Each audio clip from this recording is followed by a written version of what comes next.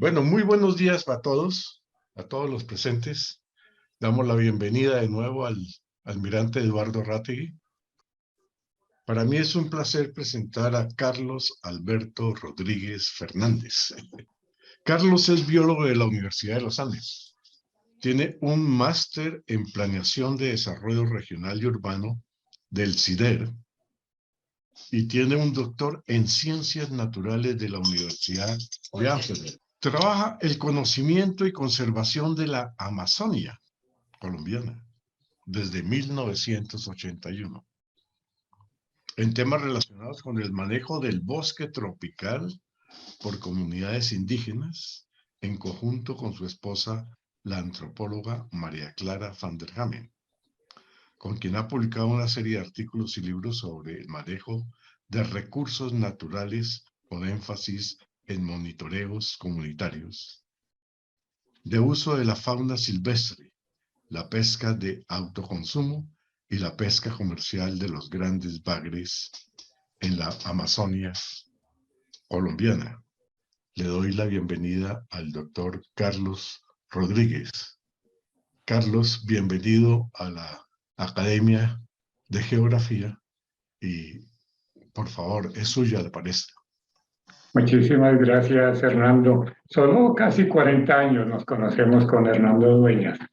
Lo conocí cuando yo estaba jovencitico.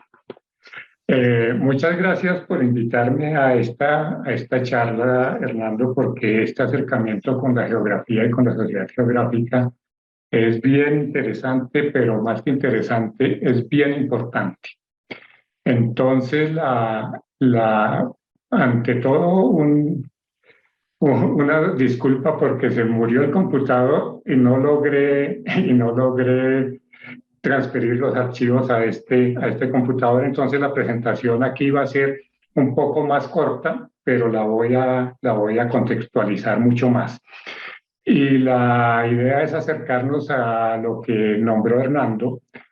Nosotros conocemos muy poco la Amazonia, pero las comunidades indígenas la conocen lo suficiente para que nos enseñen a su vez a conocerla. Pues la charla que vamos a tener hoy, ojalá sea también muy dialogada, va a ser sobre uno puede llamar la toponimia, porque la geografía es mucho más extensa, pero tenemos presentaciones específicas sobre la geografía, sobre el suelo, tenemos sobre la fauna, tenemos sobre los sistemas agrícolas y unas charlas muy profundas sobre el mundo acuático. Entonces aquí voy a pasar directamente a la presentación. Yo creo que ya puedo compartir pantalla. Vamos a pasar aquí a la presentación grande. Bueno, el título que se le puso a la conferencia tiene que ver con que el buen nombrar. Los chamanes amazónicos siempre dicen que el que no conoce no respeta. Y en el buen nombrar hay que conocer completamente y detalladamente el territorio para poderlo manejar. Y eso es porque se establece un diálogo con el territorio. Y a través de la interacción con muchísimos chamanes de las comunidades Yucuna, Matapí, de los Huitotos, Milaña, Andoque, Nonuya, y gente de la Paporis, Tanimuca, Letuama, hemos tenido muchísima interacción sobre cómo se nombra el territorio. Y es increíble. Nosotros, en su época, yo mantengo este mapa porque es un mapa bastante viejo, tiene unos 20 años. Era lo que se conseguía en la época con muchísimos nombres. Y si ustedes observan aquí, este es el río Caquetá, este es el río Apaporis y este es el río Mirití. Y el río Mirití aparece sin nombres, en la cartografía más avanzada de la época encontrábamos solo 4 nombres para el río Mirití. Para el río Apaporis unos cuantos, teníamos unos 15, 20 nombres, y para el río Caquetá sí teníamos una cantidad de nombres, unos 40 nombres para el río Caquetá. Y eso es lo que, digamos, era una plancha obtenida de una muy buena base cartográfica. Pero eso evidenciaba lo que nombró Hernando Dueñas, el profesor Dueñas, de cómo no conocemos tanto el territorio. Entonces nos metimos a cómo es que los indígenas amazónicos conocen su territorio. Y encontramos una grata sorpresa. Los chamanes tienen la cuenca en su cabeza y lo llaman la gran casa.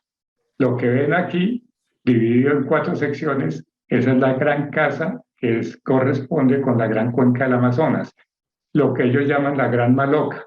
Y la gran maloca, las malocas siempre se sostienen sobre 4 estampillos para los Yucuna y Matapí. Y ahí van diferenciando. Manejar la maloca es manejar la casa, porque la maloca se comporta como un microcosmos, es decir, como un microterritorio también. Y en la parte de arriba, el noroccidente de la Amazonia, en el noroccidente amazónico existe el mundo del chamanismo y el de los discursos chamánicos, que es sobre el que vamos a hacer énfasis. En la parte número 2 es la parte ya abajo del Amazonas. Este es la boca del río Amazonas, este es el río Amazonas.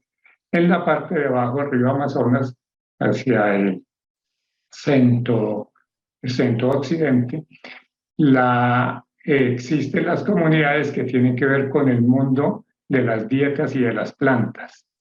En el número 3 lo llaman el mundo sin control. Aquí corresponde a pues todo lo que corresponde a la parte 3, ya es la parte de la Amazonia brasileña, y la parte 4, el estampillo número 4, es lo que ellos llaman el mundo desconocido, que tienen referencia sobre las comunidades que lo habitan, pero no tienen referencia sobre digamos, sus discursos chamánicos.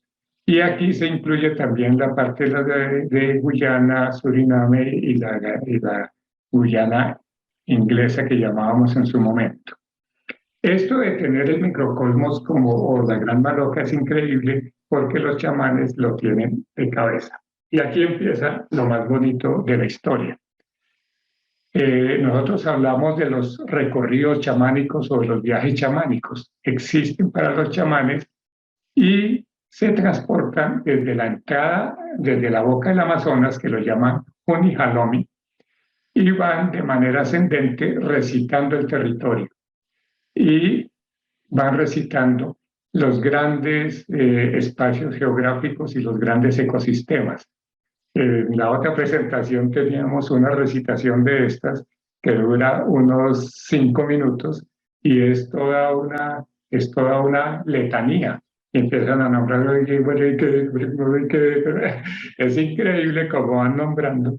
Y la recitación que teníamos se refería a la presencia y la distribución de los peces.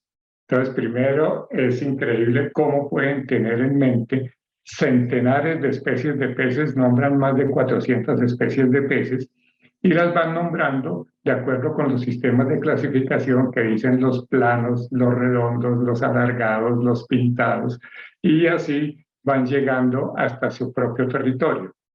En el discurso chamánico, cuando se llega desde la boca del Amazonas de manera ascendente, aquí se llega a la parte de Manaos, a la parte del Río Negro, y de ahí se va subiendo hasta llegar a lo que ellos llaman el propio territorio.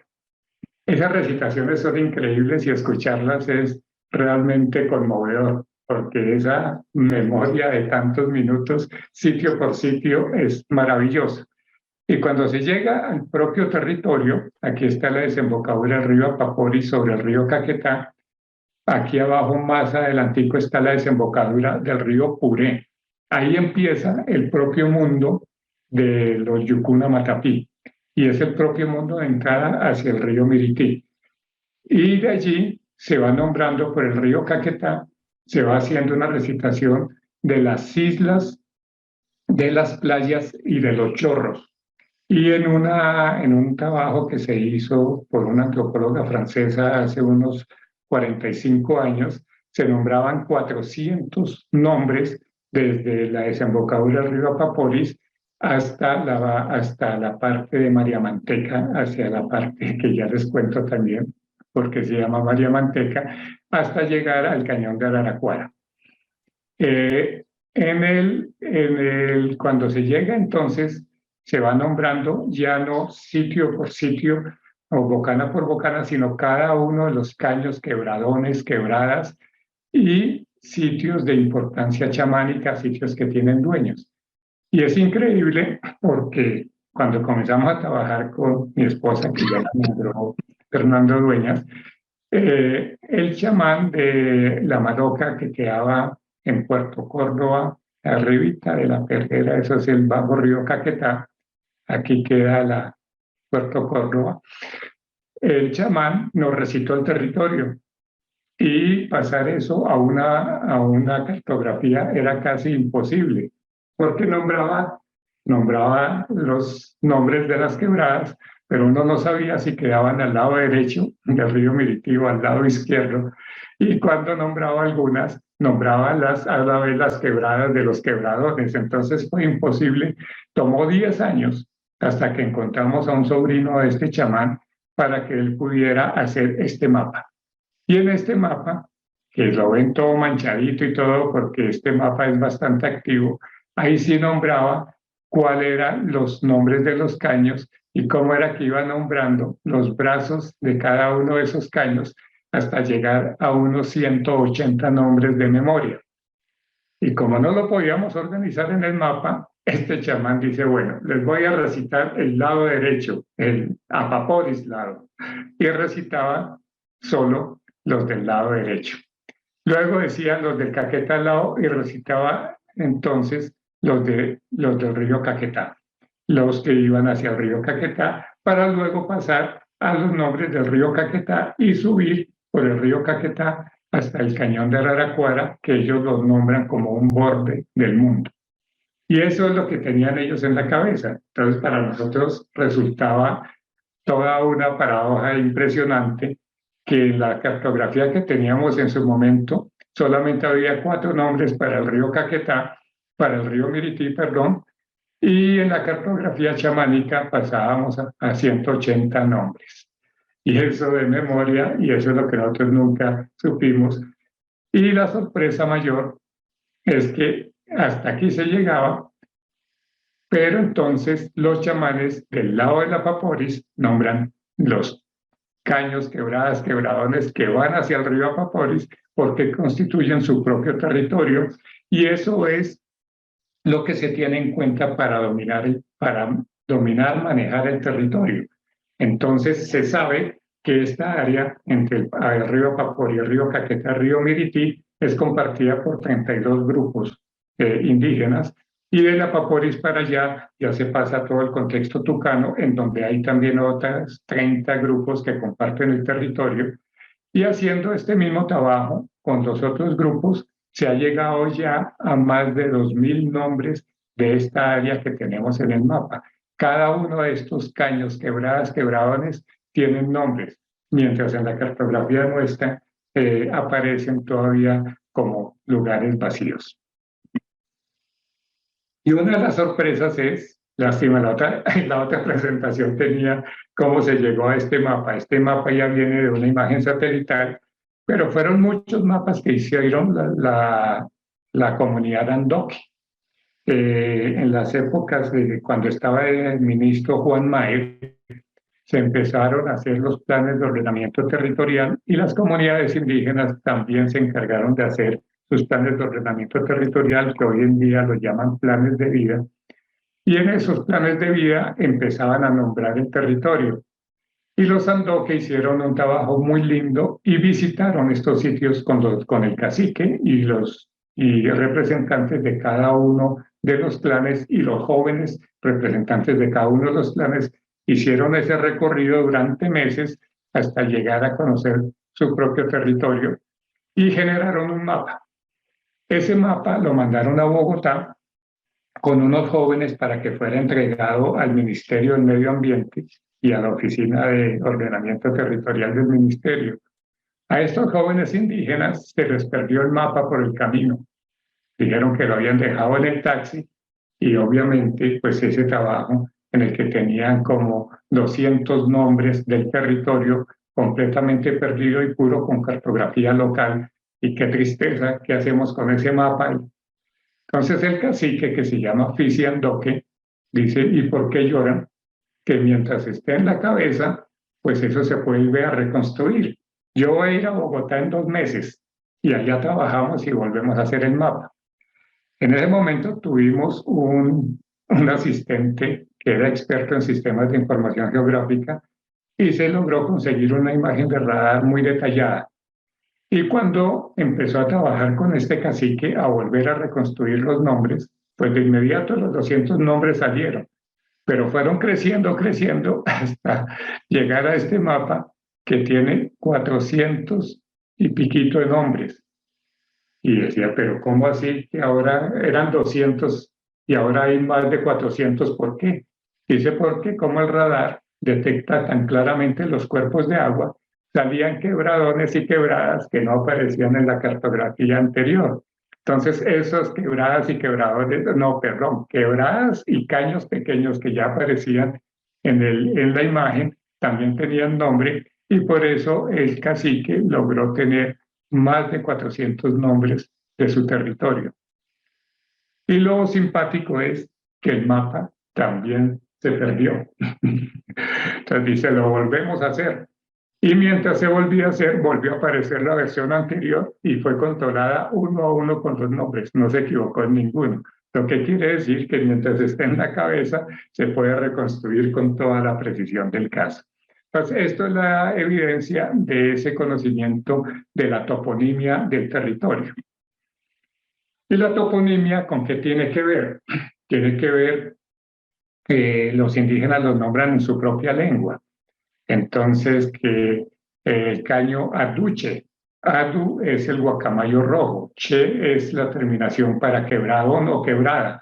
Entonces, el quebradón del guacamayo rojo. Poca aduche, poca es una planta, como un platanillo o una heliconia, y ese es el río de las heliconias. Y así van nombrando cada uno de los sitios, pero además tienen que ver con los mitos de creación y con los nombres que le asignaron los creadores. Y además tiene que ver con los dueños espirituales del territorio.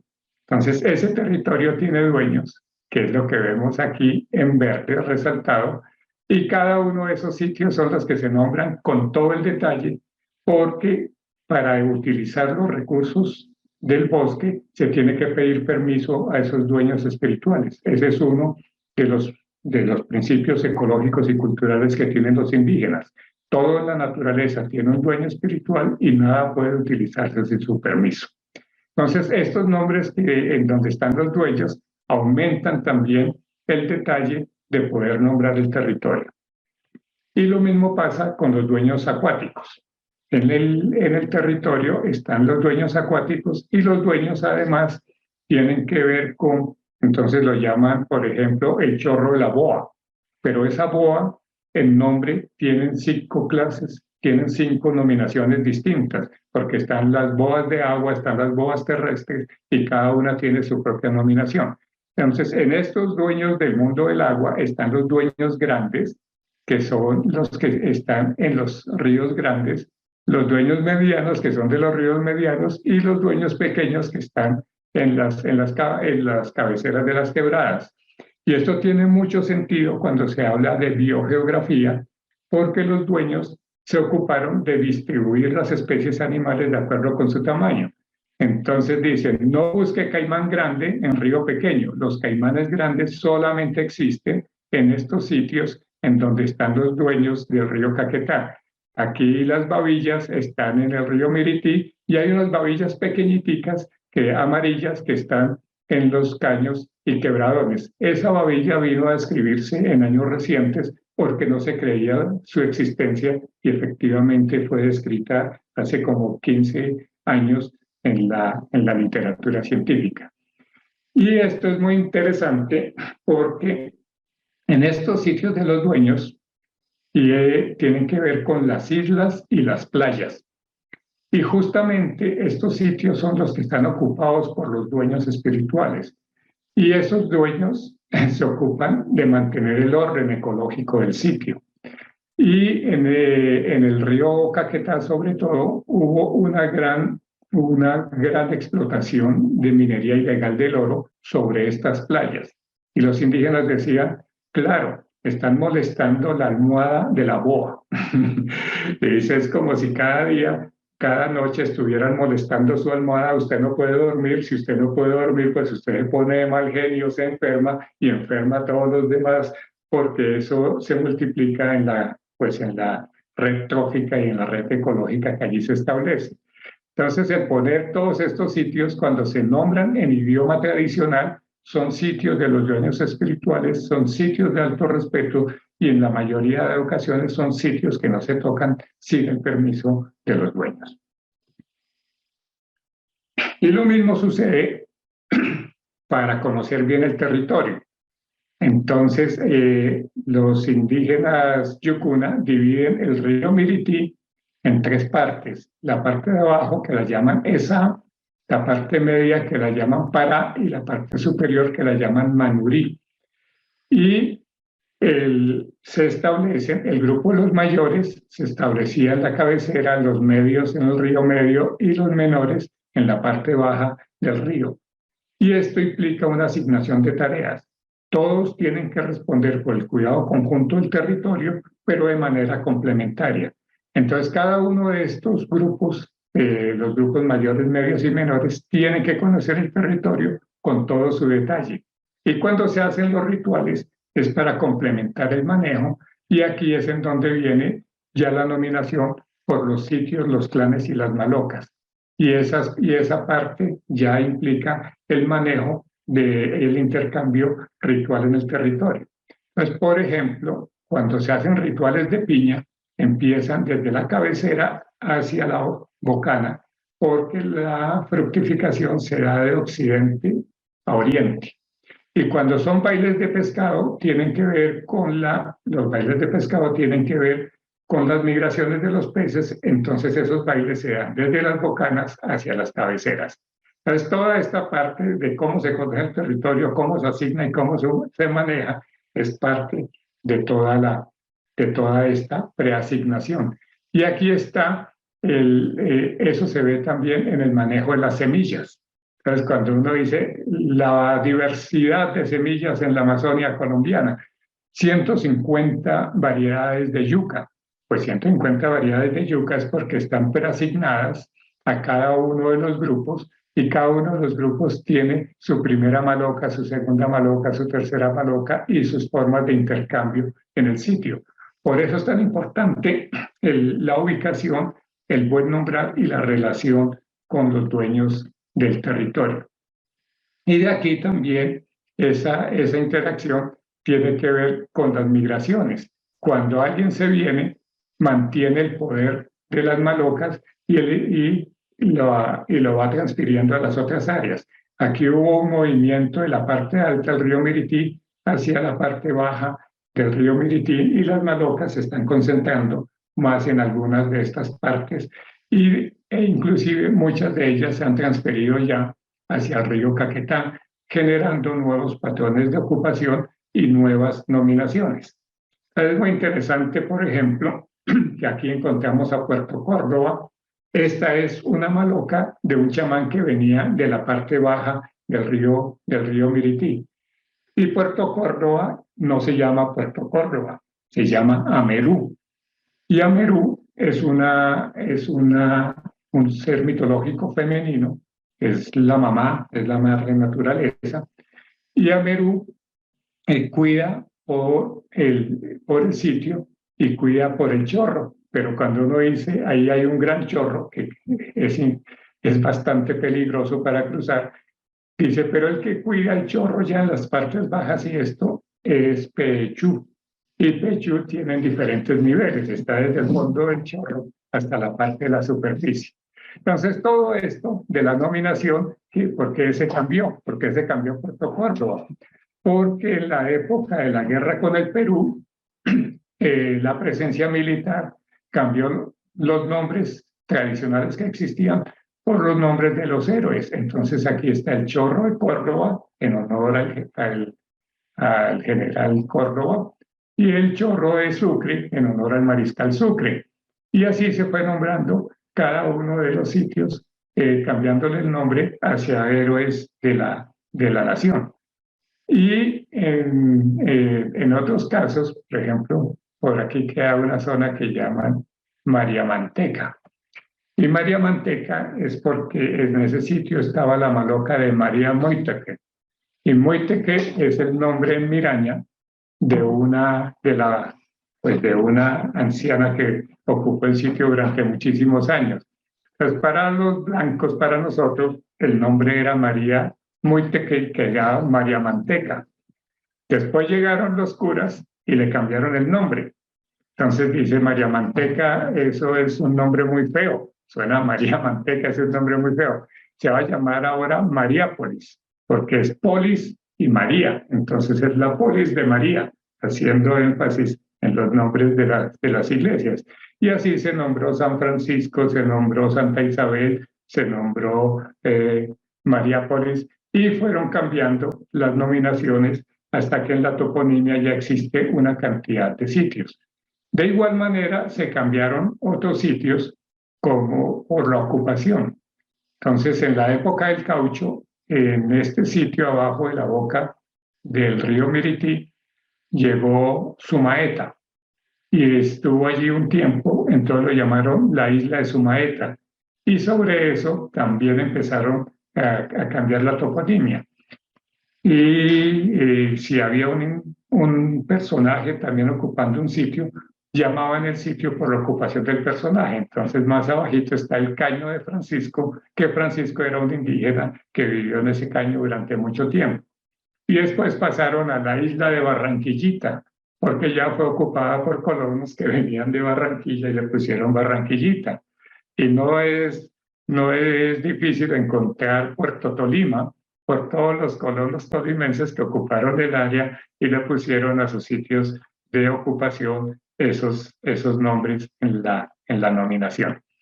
Entonces, así es como se ha ido conformando la toponimia, más los nombres que se acompañan con los recorridos que hicieron los seres mitológicos. Entonces, Calumá fue un ser que viajó por todo el territorio. Camari no, sino otro personaje, fue visitando el territorio y poniéndole nombres. Y lo mismo, por ejemplo, hay un chorro por aquí en el río Mirití que se llama Capú, Casabe. Es en donde la formación geológica tiene capas redondeadas y es como si hubieran acumulado las tortas de casabe, y ese sitio se llama Casabe porque Amerú dejó olvidado su casabe en ese sitio y se convirtieron en roca. Y así se van poniendo cada vez más nombres que acompañan la toponimia local. Bueno, y esto ya es para la parte ambiental, que es muy interesante, porque entonces las danzas tienen sus salados y los salados son las malocas de los animales. Pues para poder hacer un manejo ambiental, a cada uno de los grupos les asignan uno de estos salados con el nombre tradicional de cada uno de los salados, y cada grupo se tiene que ocupar por el manejo de esos salados que le corresponden utilizar. Entonces, la toponimia tiene muchísimo que ver con esto. Lo mismo en la parte, esta es ya para el grupo Nonuya, que empiezan los sitios de origen. Por eso hay sitios de nacimiento de cada grupo. Esos sitios de nacimiento también se mencionaban en función del primer círculo, que era el propio del grupo, y luego los clanes y grupos que le eran adyacentes, que ellos llamaban el primer círculo, el segundo círculo, el tercer círculo, y cada uno de estos pues va mostrando la diversidad étnica y la serie de relaciones que tenían. Entonces, cada uno de esos grupos también le dio nombre al sitio. Y por eso ellos dicen gente de centro, gente de orilla, gente de cabecera, gente de garza, gente de bocana, y así es como van también reconociendo el territorio y todas sus nominaciones. Y muy interesante que ahí también empieza a aparecer el manejo ambiental de cada una de las especies de acuerdo a la distribución y a las especies que le correspondieron a cada uno de los grupos. Entonces, esto que tiene que ver con las nutrias la nutria gigante, cada uno de los grupos tiene un nombre para cada una de las manadas que le correspondió hacer, que hacen parte de la toponimia. Lo mismo para las boas, como ya había nombrado, y qué ecosistema le corresponde a cada una de las boas gigantes, cada una de esas tiene nombre. Igual para las charapas, igual para las querecayas, y así ellos pueden ir reconociendo en dónde está cada una de las especies porque fueron preasignadas a un grupo. Aquí está en la distribución de las guacamayas hechas en cabeza de un solo chamán huitoto a lo largo del río Caquetá en más de 200 kilómetros. Y es porque él dice, a este grupo le correspondió este grupo que se llama tal, a este le correspondió este grupo de guacamayas azules y a estos grupos les correspondieron las guacamayas rojas. Y es con ese nivel de detalle que se conoce el territorio.